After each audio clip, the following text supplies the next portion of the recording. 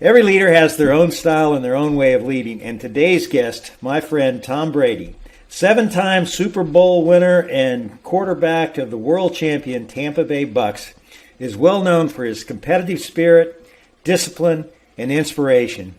Now, all leaders, at one time or another, we all go into new situations where we're expected to come in, turn around the team, and perform.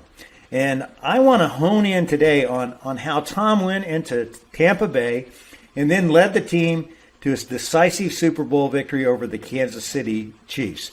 And, I think this is something that we all need to learn how to do. Go into those new situations and then perform. And nobody's done it better than Tom Brady. Now, Tom, I want to thank you, first of all, for doing this podcast because you've done 2 before, but we do have a streak going. I think we should keep the streak going. If we break this streak, then I'm not as smart as you might think I am. So we're not breaking this.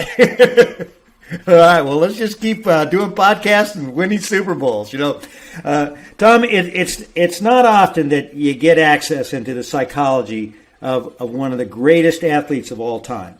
So I really want to thank you for taking the time to have this conversation. And I want to start out by saying that it's one thing, from my experience, to have the freedom of new possibilities of going into a new situation like you did with Tampa Bay versus having to cope with year after year high expectations like you had at New England. Just how different is it to go into the pressure of performing in a new situation? Well, and first of all, I'd like to say thanks for having me on. I know we've done this a few times, but I think what I appreciate about what you're doing, David, is you have such a distinct point of view based on your experiences, and I think you're able to draw that out for the people that you interview, and you really allow great access for people to hear what's really going on because you ask the right questions. So, an interview is often as good as the interviewee, and I think you do a great job really tapping into what's really important.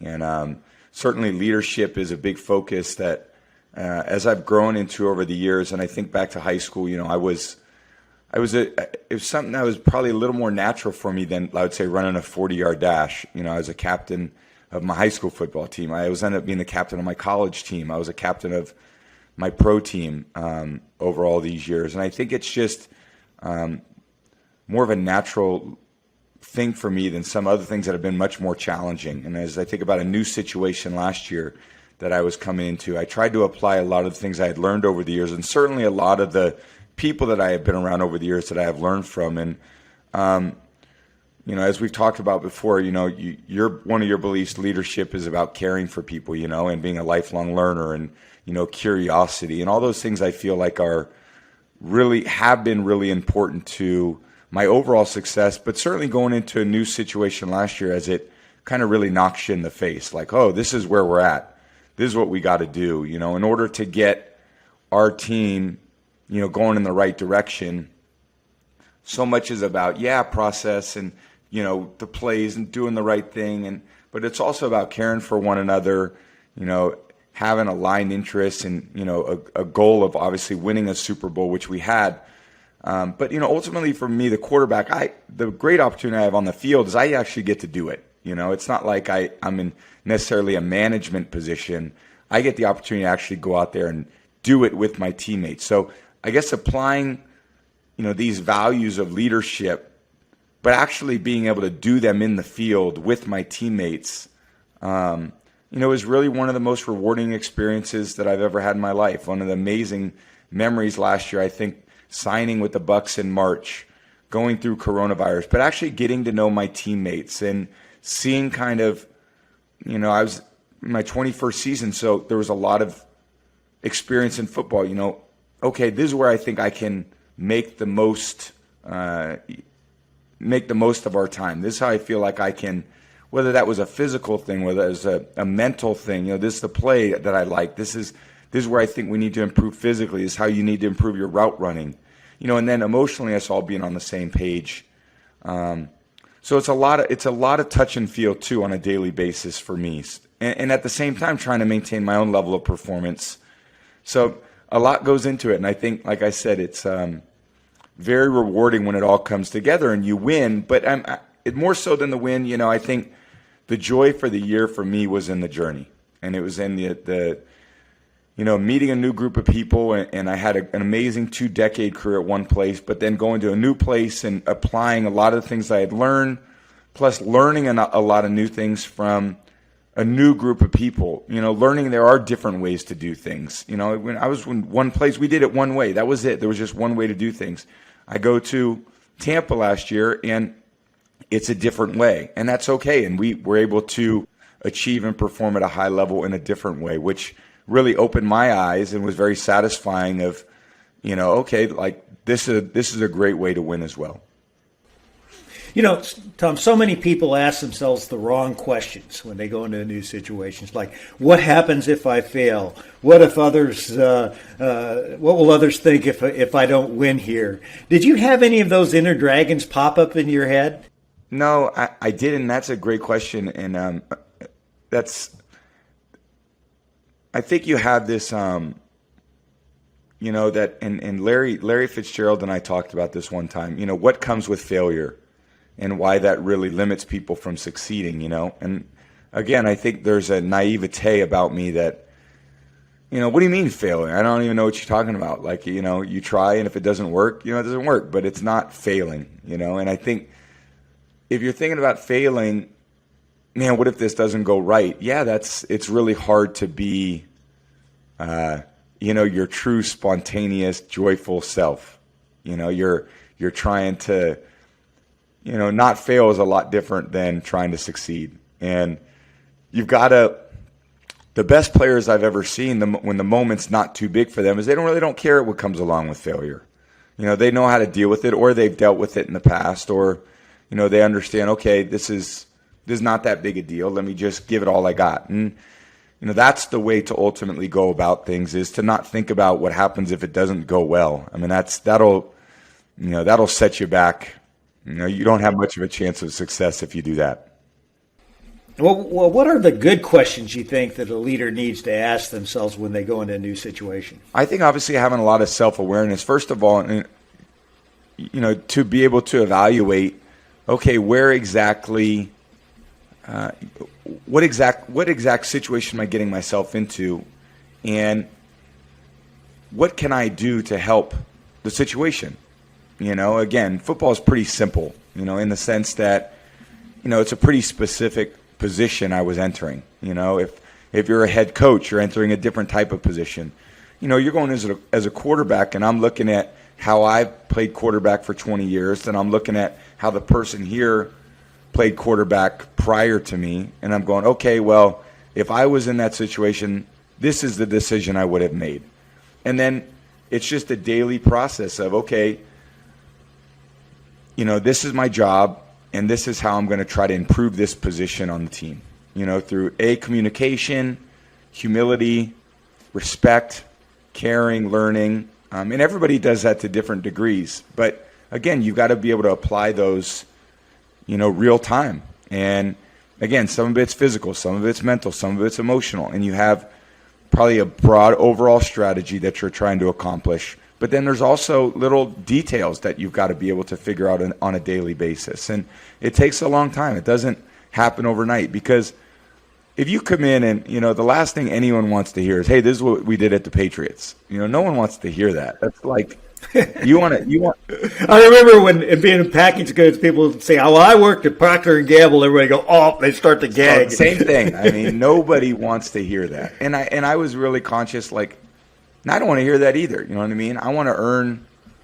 what we're doing going forward. And, this is how the Bucs do it. And this is how I think I can help improve what we're doing. And I was very, I came into a situation where everybody was really receptive of that as well. They really allowed me to be who I am. And I think I'm very grateful for the leadership that is here prior to me with the players, some of the real veteran core players that were doing an amazing job at what they did. And an amazing coaching staff that, the coaches are, they provide a huge, obviously, responsibility on the team. But the one thing the coaches can't do is they can't play.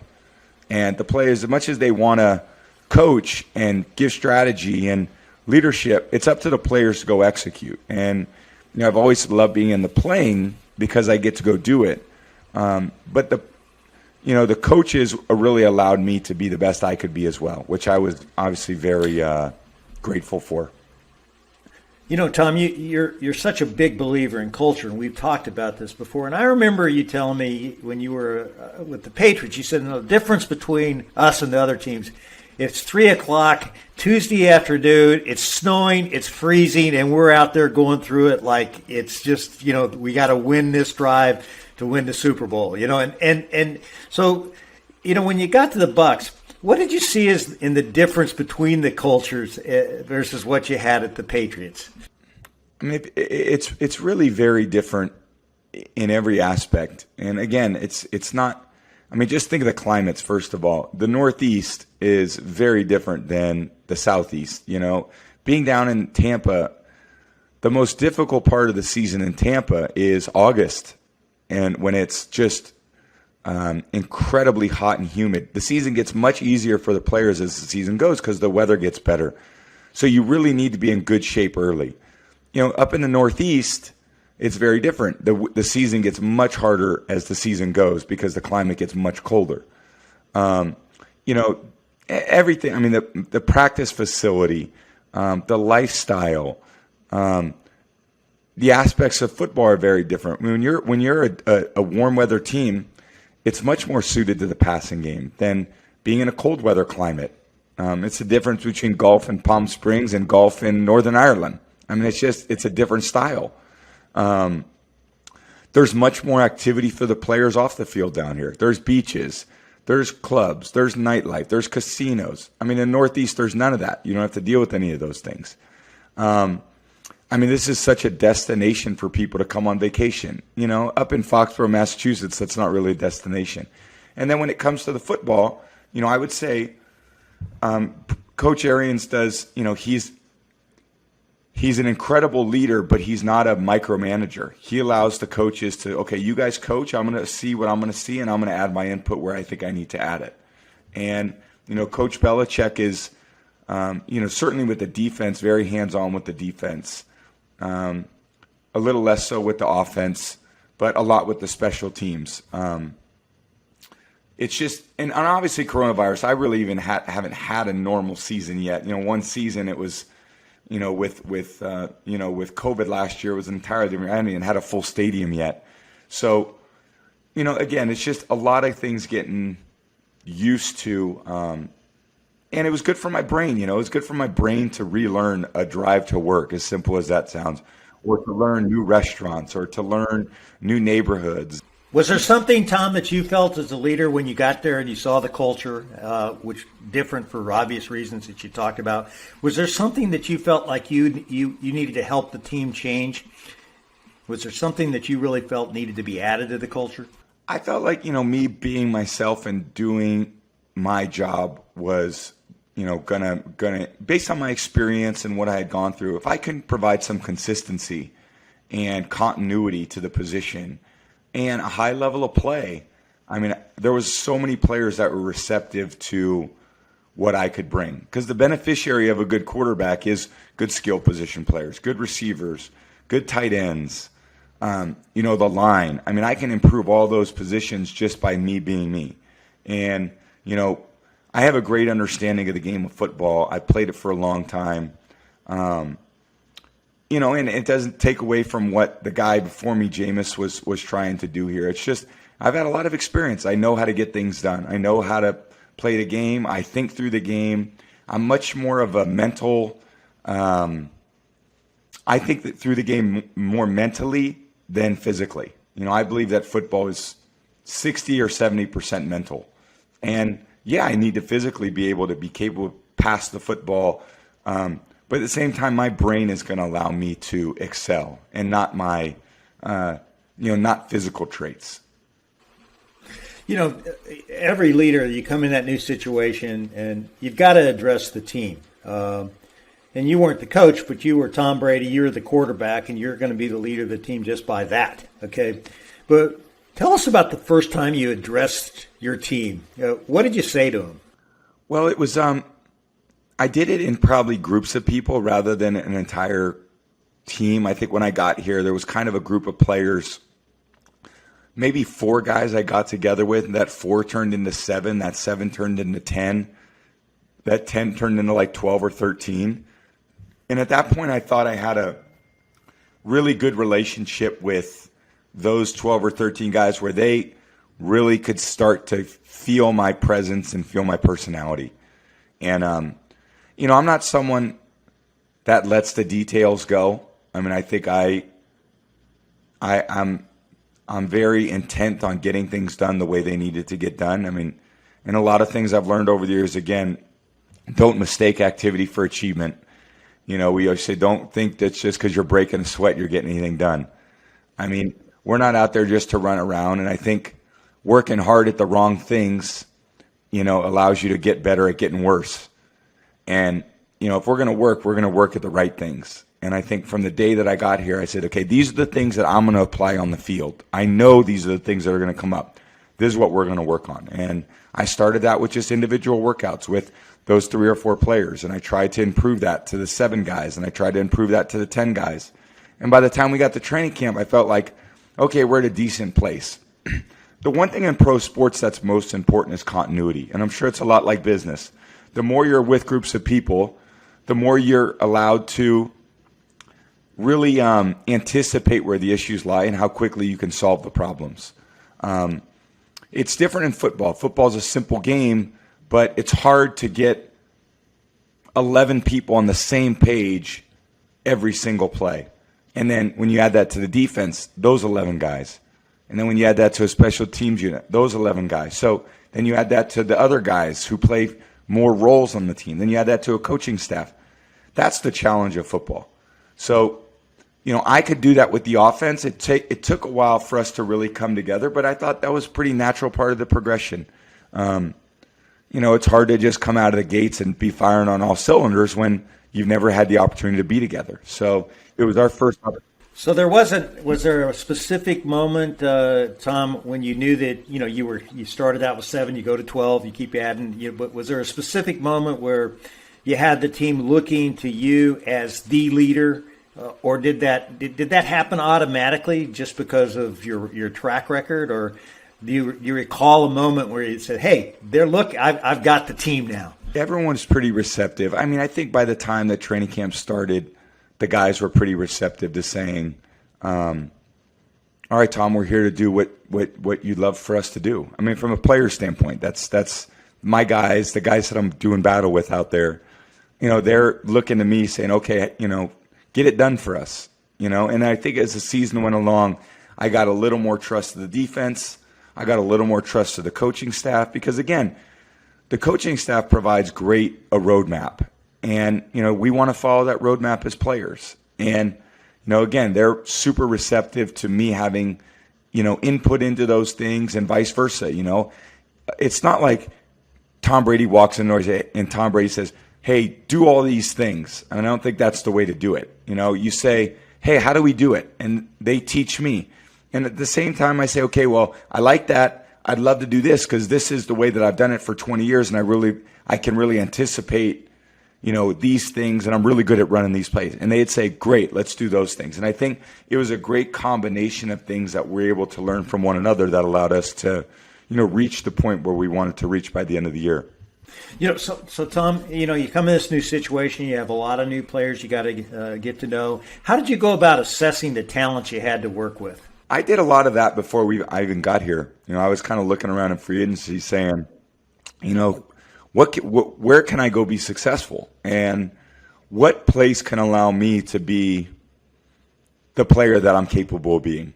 It's if you're a running back and you don't have an O-line, it doesn't matter how good you are at running back. If you're a cornerback and you don't have a good pass rush, you're not going to be that good of a player. If you're a quarterback and you don't have guys to throw the ball to, it's going to be very difficult for you to showcase your abilities on the field. So part of my choosing Tampa was I looked down and I saw Mike Evans and I saw Chris Godwin and I saw Cam Brate and O.J. Howard.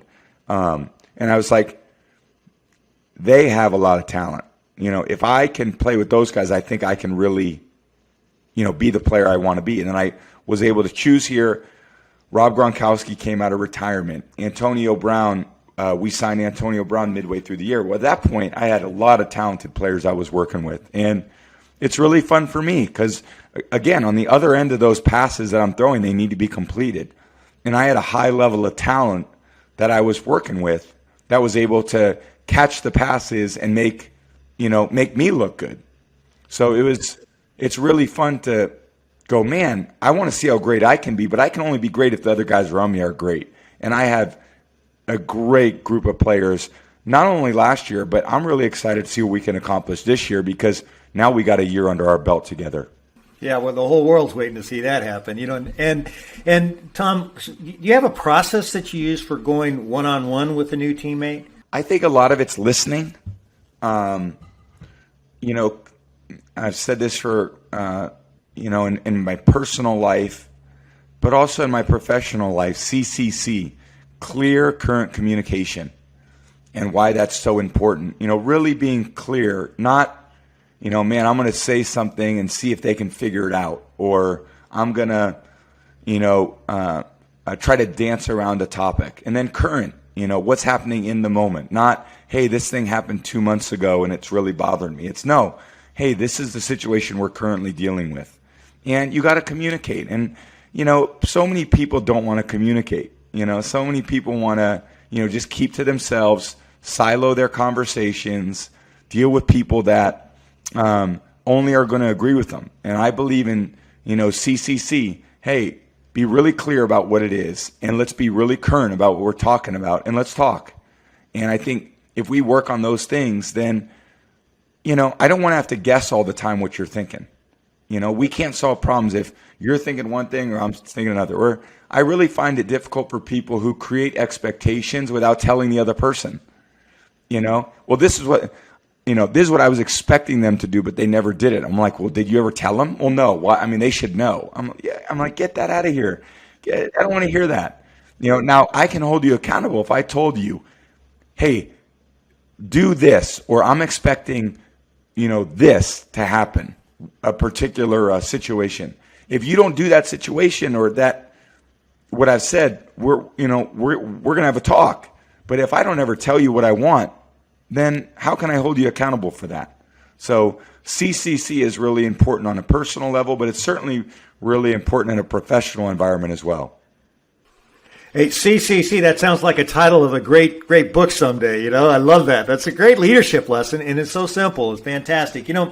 You obviously, the game so well. And when you see opportunities to improve player personnel, how do you go about influencing that it gets done? Because you're not the general manager.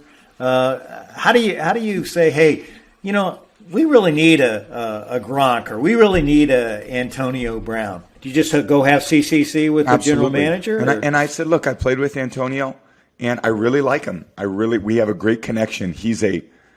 Has a high football IQ. He's extremely talented. And I feel like I can count on him. And we need to have a personal relationship, Antonio and I, and we do. And the last thing Antonio wants is to let me down. And I don't want to let him down. And I think when I'm around other great players, that's great motivation. I don't want those guys, if they're bringing their best, I've got to bring my best. And, Antonio had a relationship with Bruce, and Bruce, our head coach, really liked Antonio. He made the ultimate decision to say, look, and I'm not going in there to tell anyone what to do. My job is quarterback. I'm not there to tell coaches what to do. I'm not there to tell general managers what to do. I'm there to support their decisions, and to say, yes, I think that I can really help here. So if you guys choose to bring him in, I'm all for it, and I'm going to do everything I can to help you make it successful. And I think that's what my role is. I'm not there I don't want to be the general manager. I don't want to be the head coach. I want to do my job. But when it comes to my job, I want to support the things that they're trying to accomplish too. And again, that just comes from communication with myself and Bruce, myself and Jason Light, who's our GM. And, I think that's how you get things done. Yeah. You obviously have this incredible belief in yourself, and you got to believe. If you don't believe, nothing's going to happen. As a leader coming into a new situation, how do you go about spreading that belief? Is it just doing the work yourself? Yeah, and I think it's I had a fortunately, I've had a track record of success that guys could look to without ever having a relationship with me, and naturally they believe.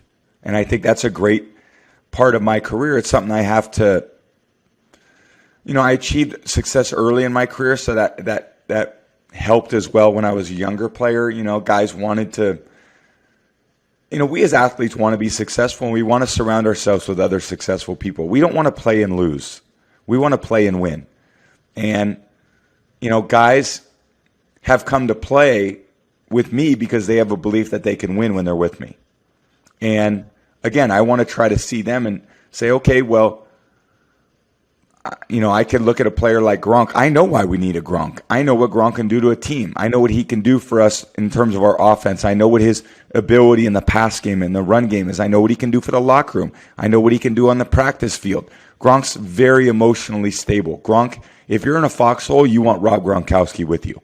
So if the opportunity presents itself to get a player like Rob Gronkowski on the team, I am 100% supportive of that, because I want all those guys. I want all those guys that when the going gets tough, you want Rob Gronkowski on your side.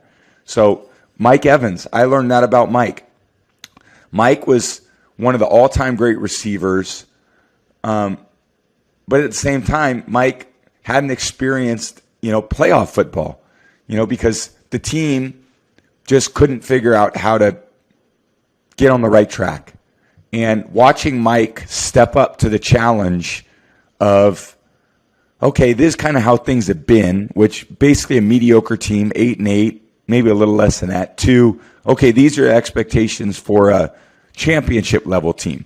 And then watching Mike rise to the occasion and step up every step of the way and embrace that challenge and really embrace me challenging him.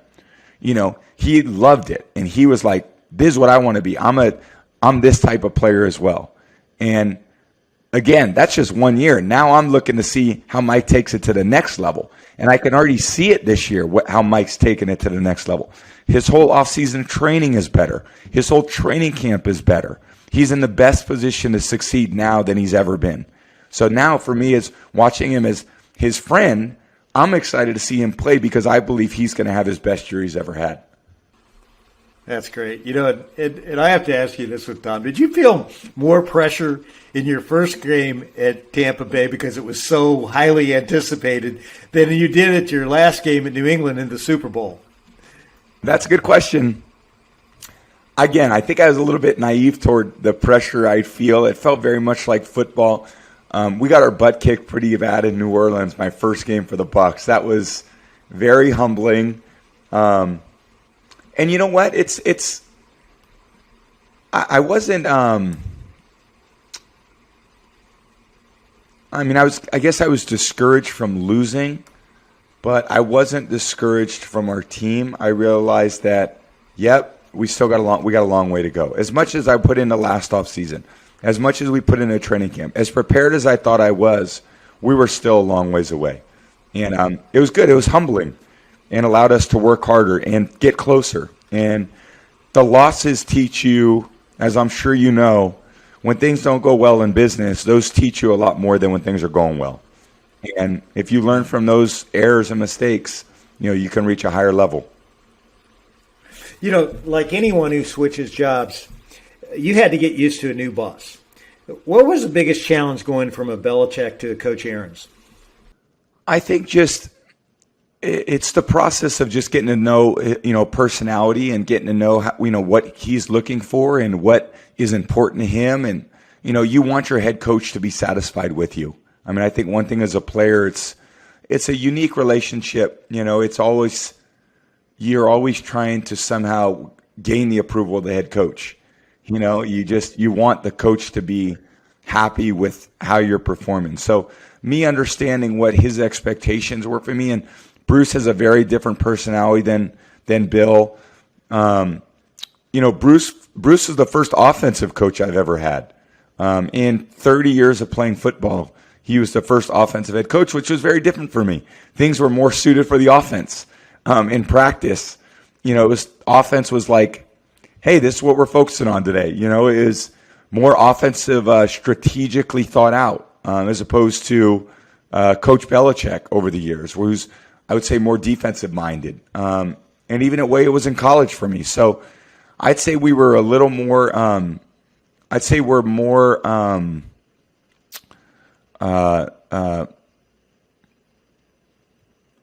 We just kind of go for it on offense, and whatever happens, happens. It's a different type of strategy. Sometimes we were more protective of the football, of the defense. Here, I would say the defense has to be more protective of the offense in a way, which is very unique. And again, a good eye opener for me. I just had learned one way, and I like, this way of the offense is very exciting. We do, and we try to go for it. Every time we get the ball, we're trying to be explosive and attacking every single time. That's fun to watch, and looking back, and I was thinking about this talk here, this conversation. Early in the season, I remember you were criticized by Coach Arians. He went on ESPN and he said that you weren't performing like the Tom Brady that performs in practice, okay? And you're my friend, and I have to tell you that irked me, when I saw it on ESPN. How about you? No, that's good for me to hear at times too, and I think that encourages conversation between the two of us. And, it's, again, Bruce, one thing about Bruce that I absolutely love is he says what he feels. He says what he thinks. And it's just how he does it, and it's his style, and it's nothing personal. Do you think it was a calculated move to whip his horse? Absolutely. I think he does a good job of that, and he knows what he's doing. He's got a great pulse for that, and he knows what he's doing. And yeah, it motivates me. Did that take pressure off you because he treated you like everybody else on the team on national television? Yeah, I don't think it takes pressure off you, but it's good for you because the other players want to know I'm accountable as well. So him calling me out in that way allowed me to have conversations with him and myself. You're right. I need to perform better. I need to play better. And if I'm going to play better, this is how I'm going to prepare more. And, it's a whole trickle-down effect. I've got to perform. Later on that year, Tom, Coach Arians said you were like the coach of the team, and you didn't get the same opportunity to do that at New England. Now, was that really the case at New England, or how did it make you feel when you've evolved like that, where you said you're like a coach of the team? Well, I'm older than most coaches at this point. If you look in the NFL, I think there's probably 10 or 12 coaches that are younger than me, and I have a great understanding of the game. So, in a lot of ways, I am the coach on the field. That's just the way it is. That's how quarterbacks are. And when you have someone of my experience, you want me to be the coach on the field. You'd rather turn the reins over to an experienced player than, a rookie quarterback. I mean, unfortunately, they may be the coach on the field, but they don't have much experience. So, I think there's a great, Bruce and I have a great relationship where, it's just, there's no beating around the bush. BA says, Tom, I need you to do this. No problem, coach. I'll do it. And I'll say, BA, I need us. This is what I would like us to do. No problem, Tom. That's what we'll do.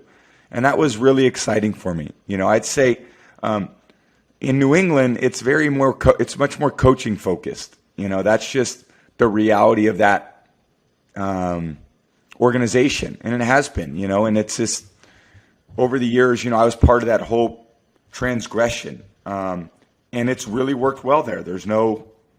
It's the history and the success speaks for itself. And the continuity there really allowed some great things to happen. And I think what you'd love to do is have the same continuity here. And we have that of players, of coaches. And again, I think it just speaks to, I really want to see us what happens this year. I really want to see how we perform. And I'm just excited to get started. We get started here pretty shortly. And I want to see how the work pays off this year. Yeah. Great leaders coach themselves, Tom. What's the conversation you have with yourself when things don't go your way? I'm pretty tough on myself. I don't make excuses. I don't blame others. But I want to find a solution. I mean, criticizing without a solution is just essentially complaining. You may as well be a Monday morning quarterback at that point. The critique for me is all about the solution. if something doesn't work, it's why didn't it work? And how do we get it to work? Not, some BS reason why it wasn't successful. Let's get to the root of the problem. Let's solve it. And I think that's the best way to go about it. When was it, Tom, did you have a pivotal moment when you went into the season last year where you actually believed the team could go all the way? I wasn't sure. I didn't think about that destination point. I was more focused on the process of improving on a daily basis rather than the final destination. I mean, it was a series of steps. It wasn't any one thing. I mean, there was 1,000 things that we needed to do better from week one all the way through the end of the season. And by the end of the season, I'd say we were at a pretty great point. And I thought we were still improving as a football team as the season ended. So I didn't really know we were going to win the Super Bowl until that clock clicked 0-0-0 at the end. That was great to see. I'll tell you that. Tom, I recently learned that early on in the season, your father had a very, very, very serious bout with COVID-19. How did you handle the personal adversity of that and play the football you played? Well, I think part of it was just I have 3 great sisters who really were there for my parents physically and emotionally. 2 of them were up there with my mom, with my dad, and it's again dealing with work, but also it's life. For all of us, at this point, it's all interwoven. My relationships are my work, my personal life, my family. I mean, it's all. It's none of it's different. It's all the same, and my sisters were there to kind of hold down the fort. And I would call, and every day we'd check in multiple times. And it was a struggle for my dad, but he made it through. He's a fighter. And, just loved being able to get him to games last year. He flew back for a Sunday night game, flew back, obviously, for the Super Bowl. So adversity brings us all closer together. It brought my parents closer, brought my family closer, and there's no good without bad, and there's no bad without good. And it's just one of those things that we've all had to deal with. It was great to see your whole family enjoy that big moment. I'll tell you what, and not many people knew that during the season you were playing on a bad knee, and what do you tell yourself, when you've got an injury like that and motivates you to persevere? And, let's face it, 2 weeks after the Super Bowl, I think you had a knee operation. I saw you just right after you had that operation. That surprised me, I got to tell you. I didn't know you had that kind of pain. I had been dealing with I tore my ACL, MCL 13 years ago. And I had torn my MCL a few times over the course of the seasons that I just kind of dealt with. And it got looser and looser and looser to the point where there was no stability in my knee. And I knew it at the beginning of last off season that, my MCL wasn't doing its job. And I basically just taped my knee every day to create stability for like 7 or 8 months. And I knew that if I could tape it during the game and wear a brace, it would be fine. And, hopefully it wouldn't get any worse. And it was already bad. So, I could still play.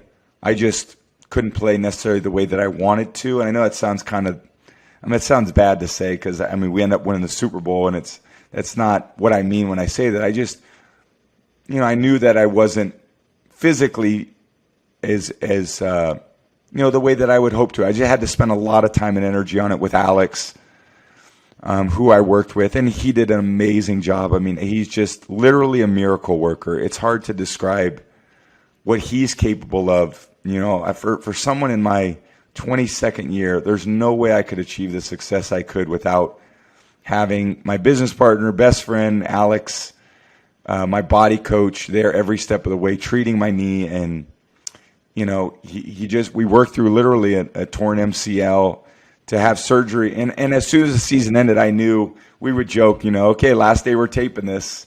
And then finally. Well, you do everything you can to possibly avoid surgery. I mean, I know that from my time at TB12 and the work that I did there, And, but, you have the knee injury, you work your way, you get to the Super Bowl. Now you're on this big stage where you've been there. You've won it 6 times before. You're going for your 7th victory. And how do you go about transferring the knowledge you have on how to handle that big stage, a stage that most of the people on the team had never really been on? How did you transfer your learning to them, or did you? I kind of gave them, from my experience, what I felt from a player standpoint. It's those games, you're going to remember those games for the rest of your life. And, all I could talk about was my experience and not what the media would say or what the families would say. Guys, this is what I went through. This is how I would handle this. It's once the game's kicked off, it's football, but before the game, there's a lot more hype. But don't get caught up in the hype. We have a routine. It's worked. This isn't the time to try something new. Let's just go do what we're capable of doing. And, the guys responded, and a lot of them know how to handle it. A lot of these guys are big-time college players. They've been in big games before. Not quite the Super Bowl big, but, there's a lot of big games where a lot of people are watching. And I'm just proud of the way that everybody rose to the challenge. Leonard Fournette, Chris Godwin, Scotty Miller, Antonio, Gronk, Cam Brate, the line, the defensive players, Levante David, one of the all-time great linebackers in NFL history, and Ndamukong Suh and Jason Pierre-Paul and Devin White. We got a group of guys that are championship. You love these guys, don't you?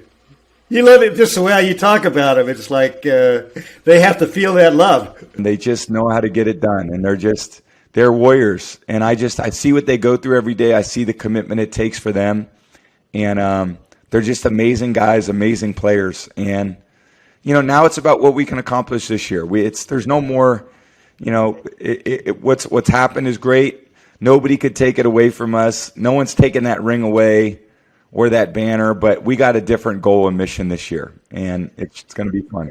I can tell even in this conversation you're getting tired of me asking questions about last year. You're ready to get on to the year. That's yesterday's newspaper here. But I'm going to ask you one more, and then we'll move on to maybe some other stuff here. But so as leaders, we always have competition, and you mentioned studs. Okay, the studs on your team. Well, there's always a young gun. And everyone talked about the Brady-Mahomes matchup. How did you think about going head to head with him? Did that affect your mindset in any way? He's obviously a stud, and I really love his style of play. He is as talented as a quarterback as there is in the NFL right now in terms of his ability to make plays, get the ball down the field. He does it with his feet. He's a really good leader. Great creativity. I think that's what people appreciate a lot from him, his creativity.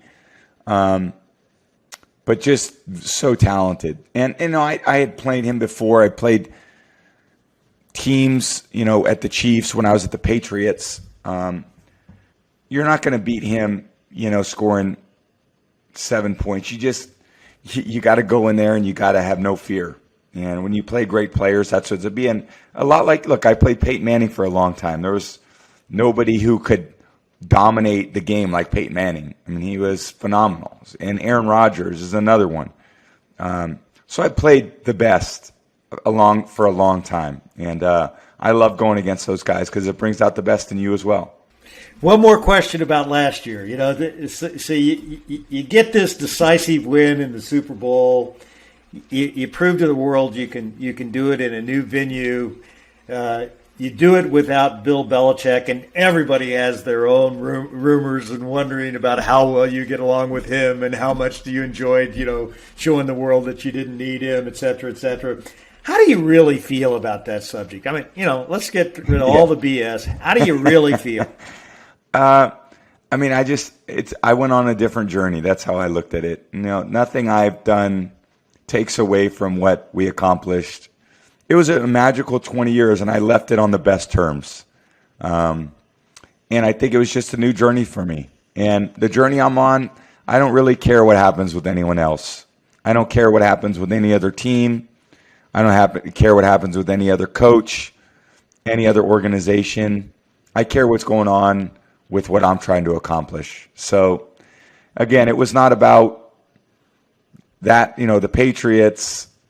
I was no concern, how they were doing to me. Not in a bad way, just in a way that whether they were successful or not, I wanted to be successful because this is where I was putting my time and energy.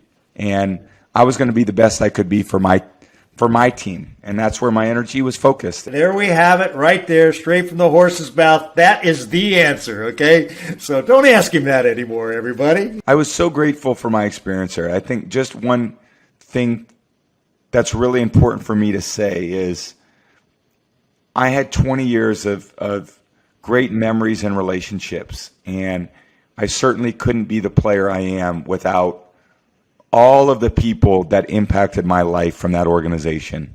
And I was just very grateful to be in this magical place with great people, great coaches, obviously Coach Belichick. Mr. Kraft was a great mentor for me, and along with amazing players that, accomplished so many things together. So I learned a lot from them. They learned a lot from me, and I was able to go somewhere else and impart a different, different wisdom and impart different skill sets. And just so happy we accomplished what we did last year, but that was totally separate from what I had done previously. A great example of a win, and another win, which is fantastic. And Tom, I remember when we first met, I told you I couldn't stand you. You're a Colts fan, for God's sake. I really, and because the Patriots were kind of like the Yankees. Most people, and I'm from Louisville, Kentucky. Most people outside of New England, basically hated them, and that had to rub off on you. And I remember sending you a note after the Super Bowl. One of the things I loved last year is I felt like people really got to see the great guy all of your friends know that you are, because you were in a new setting. You got out of that setting where you were no longer the villainous patriot. Do you think that broadened your appeal? I definitely sensed that when I travel, I kind of always, there's a little litmus test, for when I travel around and so forth. And I'm in all parts of the country, and, just how people react. And I would say it was definitely different, so it was definitely different. Just being in, when I look at it from a real perspective, if Tom Brady's always part of this team, the Patriots, and every time the Patriots win, it's aggravating. I believe, that's just the way it is. So for me to go somewhere else was maybe less aggravating. That's a good point. Tom, I like everybody else, you got a lot of followers on Instagram, and you seem to be having a lot of fun with yourself these days. Making fun of your speed by in the Madden game. Running a slow 40-yard dash. If you haven't seen this, everybody, go on Instagram. It's really fun to watch all this stuff. Watching you throw the Super Bowl trophy from one boat to another boat. So it looks like you're taking yourself less seriously, or you're having fun with yourself, or whatever. Not that you ever took yourself too seriously, but is there any strategy behind this, or is it just you just having fun with the social I think media? It's probably more natural for me to be more open than I think. I got into a rhythm of life that was probably a little more robotic. And I think more my voice is different because my situation's different. Again, I'm living in a totally different place with new experiences, and different parts of my personality come out. So just the setting is different, and I think that really has allowed me to for people to see more of a 360 of me. And, I like to have a lot of fun. I laugh a lot. I really believe that being positive and finding the learnings and the bright spots and things is really important for me in life. Well, this has been a lot of fun, Tom. I want to begin to wrap this up with a rapid round of Q&A, a lightning round here. Are you ready for it? Great, I'm ready. Okay. All right. What's the one word that describes Tom Brady as a Patriot and the one word that describes Tom Brady as a Buccaneer? I'd say as a Patriot, it was discipline, and as a Buccaneer, authentic. I understand that one of the things that you love is you love watches. Okay, so what you collect watches? So what's your favorite watch and why? My wife bought me this IWC Portugueser for my 30th birthday, which was 14 years ago, and I wear it to all my special occasions. So I love the brand and I love her. And your favorite song for getting fired up to play? There's a great rapper, Jay-Z, who really always gets me hyped up.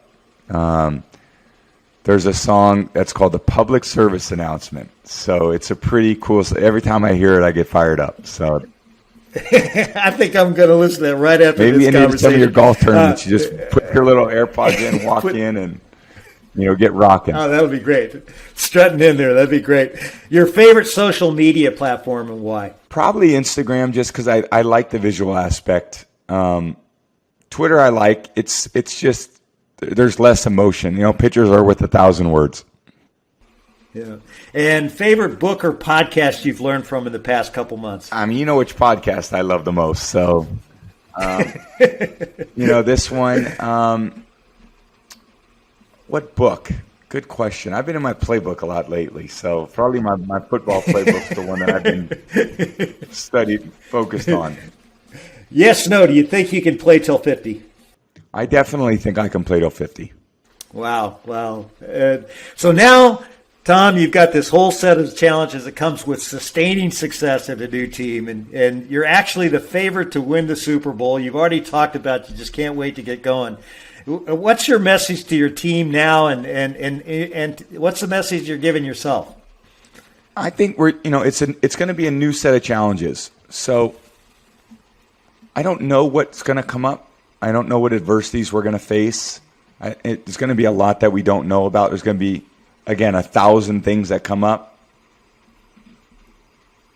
I want us to be ready to face those, whatever they may be. So I don't really care what comes up. I'm not going to make excuses for anything. I'm going to attack each day with the right process, with the right emotional state of mind, and try to be as close to perfect as possible.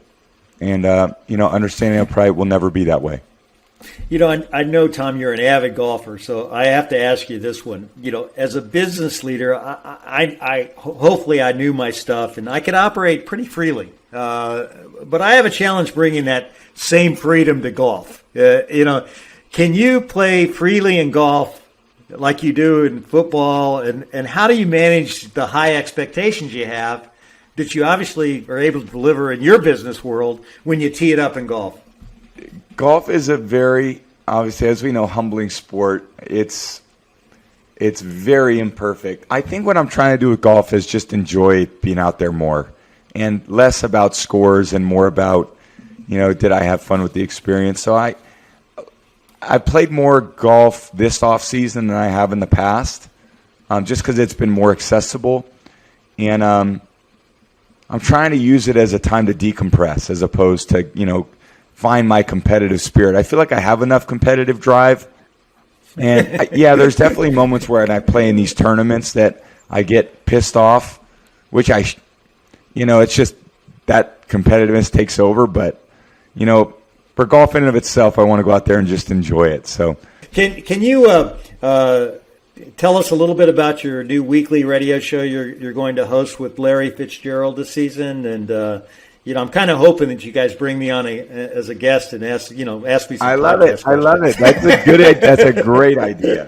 That will be fun. Yeah, it's once a week. It's on Sirius Radio. It's a great platform. They got obviously a ton of listeners, and again, I want it to be really focused on empowering people to be the best they can be. And I know there'll be a lot of sports centric fans, and I think Larry and I will try to bring our learnings of the sports to the masses and see how people can apply some of those winning strategies in their life. I love that, and that's what the world needs, and you got a lot of things happening now. Your future seems really bright, but speaking of the future, my friend Stephen Covey talks about living life in a crescendo, where your best work is still ahead of you. You've had an incredible career, and I saw where on HBO, the show The Shop, you basically said that you admitted that you're near the end of the playing time in the NFL, although you think you can play to 50, and I hope you do if you want. How are you thinking about life and work around the corner? We just talked about this radio show you have. You're going to have all kinds of possibilities. Yeah, I'll have different business opportunities, and I think when I'm really focused on those things, they're going to be just being able to impact people. And again, hopefully people can see me and go, wow, I really like how Tom's done things. I think he's got some credibility in these areas. And, I'm going to help support him and try to make some contributions to people beyond, throwing footballs. And I look forward to doing it. I really still look forward to throwing footballs, but when that's come and gone, I'll look forward to trying to do other things that can have a similarly positive impact. Well, let me tell you something, Tom. We all love how you're doing things. We all love the impact you're having on this world. And I can't tell you how much I appreciate you joining me in my quest to really try to help make the world a better place by developing better leaders by sharing your insights. So thank you very much. Yeah, happy to do it, obviously. And again, glad we could do this. And fingers are crossed that it leads to something pretty successful here down the road. I can't wait for podcast number 4. Thank you very much, buddy. Thank you. Bye, David.